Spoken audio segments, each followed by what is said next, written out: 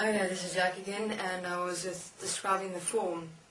So, the physical human form, the vessel itself, was designed in the image and likeness of Earth itself. Okay, it had its core, which was the skeleton, and it had its form as that which forms it, which was of that which the Earth consisted of. So they basically took the essence of Earth, and that's what they were able to do as well. They were able to remove the essences of that which existed. Basically, that's how the Atlanteans designed different expressions of themselves, and they didn't die. Was they removed the essence of themselves, and from there they started developing. So that's how the form. So the form is really the manifest from the image and likeness of Earth. Now, the Syrians placed these systems inside the physical human form, the vessel. It wasn't called the physical human form, but I'm going to use that terminology because then you're able to understand what I'm speaking of. The physical human form. They had now that, and so Anu went, okay, is that now it? You know. Is that all that's needed? And he looks at this and he says, okay, so go and let's see. So he goes in and he says, okay, now this works. So he starts walking inside this form, and he's able to do it because of that center point, and he started moving. And then he went, okay, that's it, that's all we need, this is perfect, this is done. Syrians went, nah, no, can't be. There's something missing. And now there were still not organs yet. Remember this. There wasn't blood flow or things like that. They'll come later. So I said, no, I'm satisfied with this. All I need to dig up the gold. Let me just move. Yeah. And he starts doing all that. Don't get tired. It's all I need.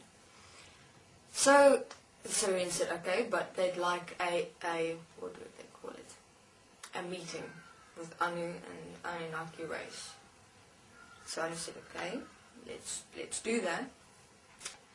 And the serpents later on started hearing of Anu's form and how he's manifesting himself, and that was actually the desire for many beings at that time, because it was fascinating. That was just cool.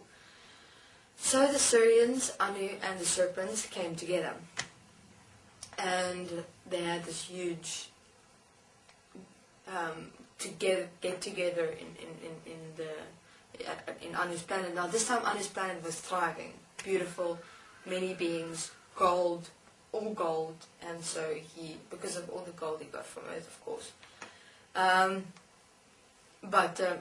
This form that I was explaining about now, that he was forming, was for a later stage if he could not obtain the gold anymore interdimensionally, because his planet would start manifesting. So he started speaking to the Syrians and the serpents about what is going on. He needs gold to be able to survive, and the Atlanteans won't have him stay there, actually manifest there, and actually maybe do that, get that, you develop this form to get the gold out. That's all I may do still at the moment. But I still have a problem. It's not going to solve the problem. I need to actually inhabit this planet. I need to inhabit it, because otherwise I won't survive anymore. Otherwise the gold will become solid and I won't be able to exist anymore. So the serpents, of course, suggested something interesting. They said to Anu, okay, Anu, why don't you take over the planet? You require something that powers that form. Why not just do the Atlanteans? Now Anu at that time was skittish. He wasn't, he was like a serious, playful boy to a certain extent, because he was reasonably young then. Young in terms of time, age, if you want to call it that. In terms of his experience of himself in existence, he was young. And Anu was like, I can't do that.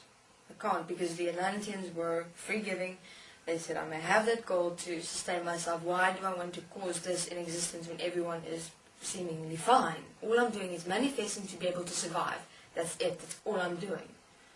I just need to survive.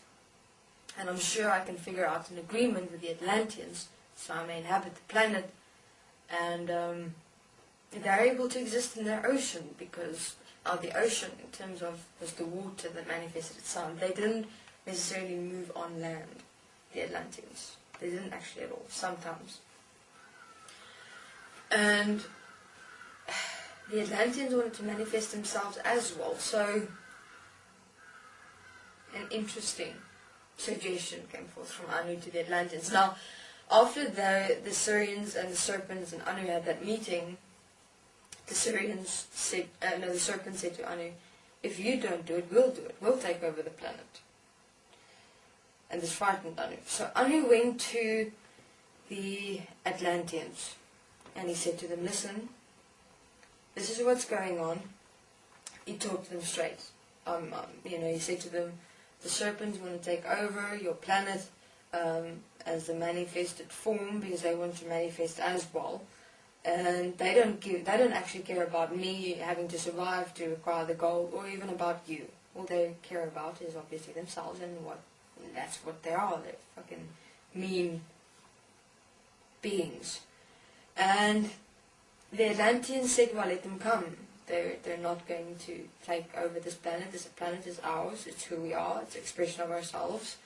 We invited you, and we said we were aware that you required gold to survive, and that's what we did, and that's all you need. They said, Anu, if it comes to that, if this world manifests to such an extent where you can't get gold, we'll make a plan. There must be a way that it can still maintain interdimensionality. And Anu said, no, it won't. I guarantee you that this planet is going to manifest, and we're not going to have access if we don't get this form manifested with this earth as soon as possible. And the Atlanteans saw into it. I mean, they looked at it and they realized, they aren't manifesting with this planet. They're still very much interdimensional, and they're starting to lose what they had. In terms of, as I said, they did stand on this planet, because of the gravity, but they didn't manifest as and with the planet, which was the problem. Okay, this is Jack. I will continue in my next interview. Thank you.